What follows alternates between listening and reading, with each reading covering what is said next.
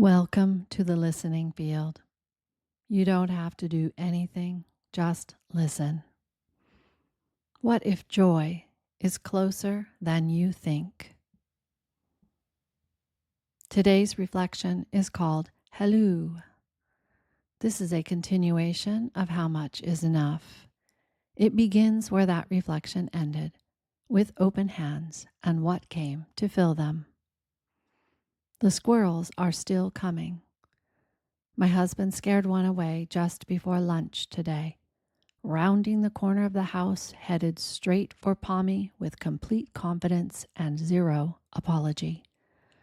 I watched from inside and felt almost nothing. A mild amusement, a recognition. Of course, that's what squirrels do. Something has changed.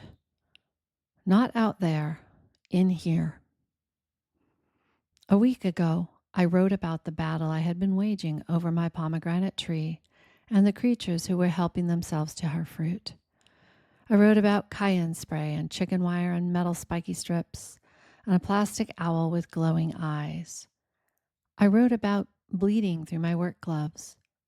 I wrote about sitting down finally with my coffee and my lowered head and asking myself, when did I start spending my life this way?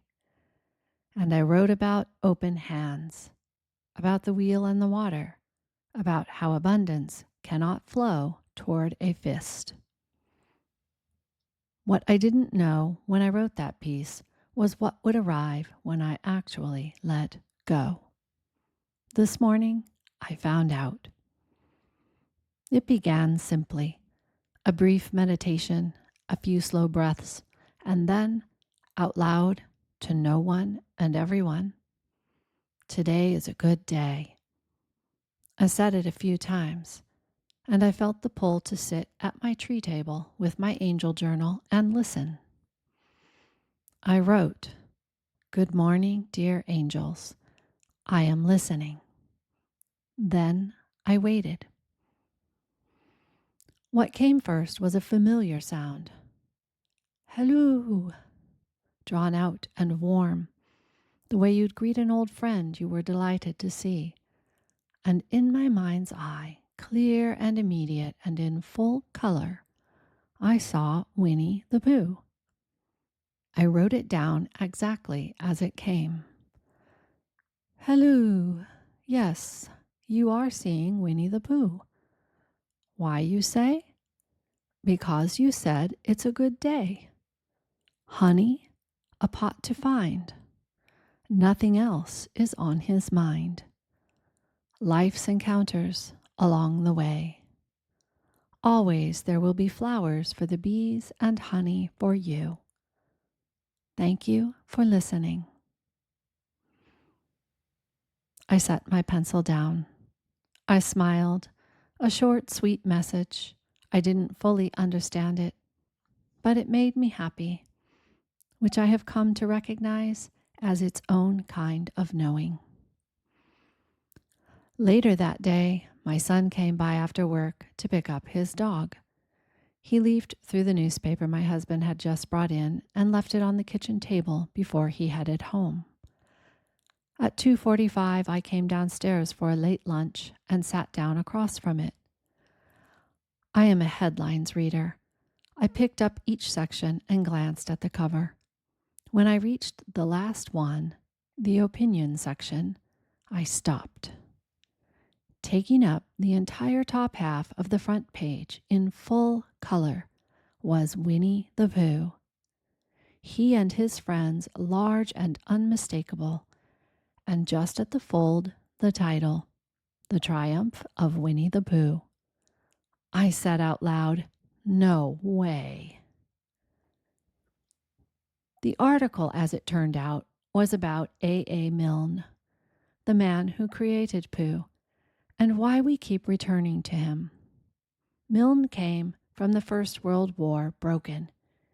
He had witnessed horrors he couldn't unsee, written propaganda that made him, in his own words, almost physically sick. He suffered what they called shell shock then, and what we now recognize as PTSD, or as the author stated, the moral injury of trauma. He tried to warn the world and found no audience. He became depressed and lost. And then he turned toward his little boy. Through his son's innocence, through toys and imagination and a forest near their country home, Milne found his way back. He did not fight his way back. He played his way back. He created the 100 Acre Wood, and in doing so, healed himself and gave the world something it has been returning to ever since, because we keep needing it. As the author of the article put it, through the lives of children, adults can find escape from the traumas of life. They provide a window into the joy that is possible. They impart hope that life can begin again, fresh and unspoiled. And at the bottom of the piece, a single quiet line. We all need that 100 Acre Wood in our own lives. I had pulled a card from my Angel Tarot deck several days before. The Six of Cups.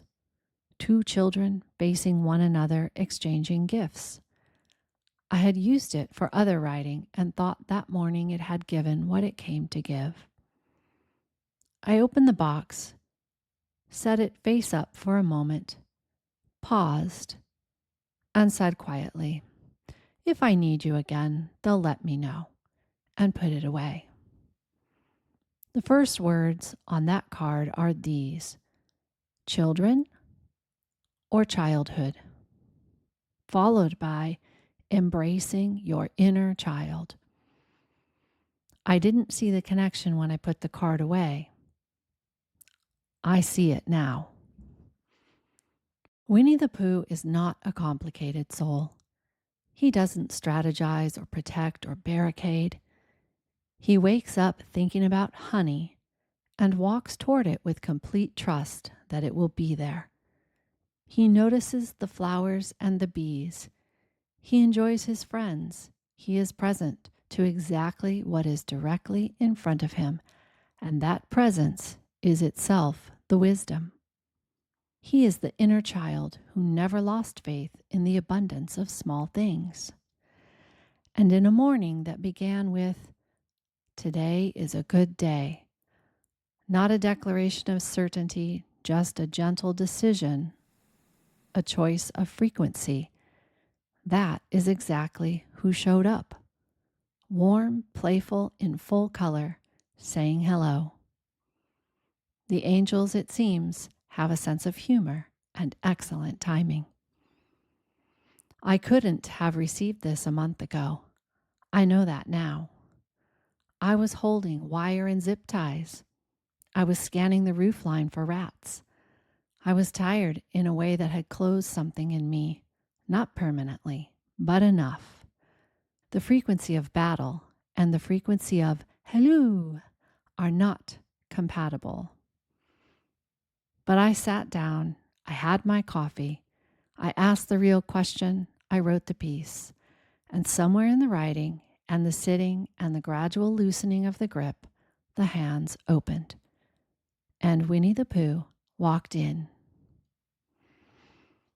I should tell you something, because anything I write has to be fully true. The day after I received that message, I was back at Palmy with a bottle of spicy horse spray, the kind my daughter buys to keep horses from chewing on things. I sprayed it on the trunk and up the lower branches. I cut my finger on the spiky metal strips I had put up a week ago. The squirrel came back anyway and took 2 more pomegranates, for a total of 4 that day. I even thought about the bag of squirrel food I had purchased a few seasons ago and never used. It looks like birdseed, and considered throwing it over the fence into the creek, hoping they might prefer that to my pomegranates. Instead, I got the cayenne powder and sprinkled it around the base of the tree, on the soil, on the trunks. Then I came inside and I stopped. My daughter had read this piece. She watched me do all of it. Later in the afternoon, I said to her, "It's a little funny, isn't it? Here I am writing about open hands and receiving honey, and I'm out there sprinkling cayenne around my tree." She said, "Yeah, I wasn't really going to say anything, but since you said it," I laughed. And she replied, "Oh, bother," just like Pooh. And we both laughed. I don't love the squirrels. I still feel mildly frustrated. I still ask myself how many pomegranates will be left for me by November, when they're finally ripe. At this rate, honestly, there may be none. I know that's the pessimist talking, and I don't let myself live there for long, but I acknowledge it. It could be the way it works out.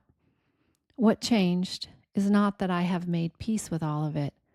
What changed is that I came inside, I stopped.